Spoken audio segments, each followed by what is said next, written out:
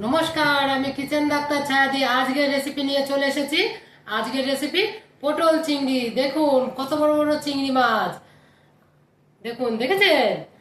আর আজকে দুপুরের খাবার জমে যাবে, লাল লাল ঝাল ঝাল। দেখতে থাকুন, সঙ্গে থাকুন। আপনাদের গাইস, আপনাদের সবার নিমন্ত্রণ রইল আমার বাড়িতে। গাইস, আর কিপটমো করেন না, চ্যানেলটিকে সাবস্ক্রাইব করে সঙ্গে থাকুন। পটল চিংড়ি করার জন্য পটলটাকে আমি এইভাবে ছুলে মাঝে মাঝে একটু কুচিয়ে নিয়েছি চাকু দিয়ে, ঠিক আছে, যেন তেল মশলা যেন ঢোকে ওই জন্য। আর চিংড়ি মাছটা নুন হলুদ দিয়ে একটু তেল দিয়ে মেখে নিয়েছি।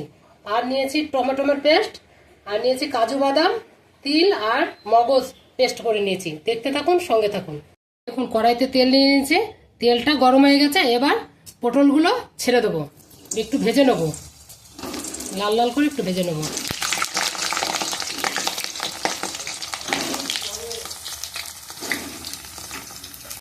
পটলটা আমার ভাজা হয়ে গেছে, আমি এবার তুলে নেব।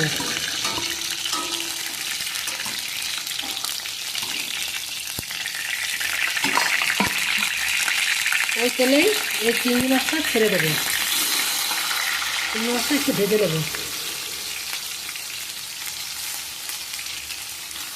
চিংড়ি মাছটা ভাজা হয়ে গেছে, আমি এবার তুলে নিচ্ছি।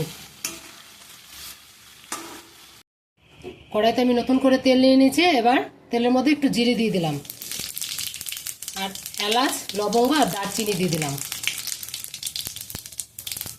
এবার দিয়ে দেবো টমেটোমের পেস্ট।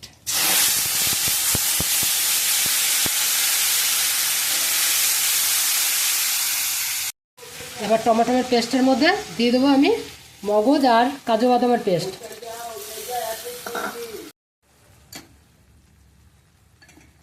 এবার এটার মধ্যে 1 চামচ হলুদ দিয়ে দিলাম, শুকনো লঙ্কার গুঁড়ি দিয়ে দিলাম,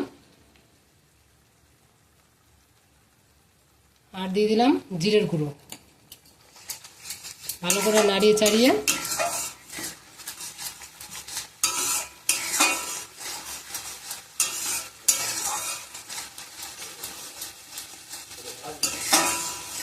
দিয়ে দেবো আমি দুধ।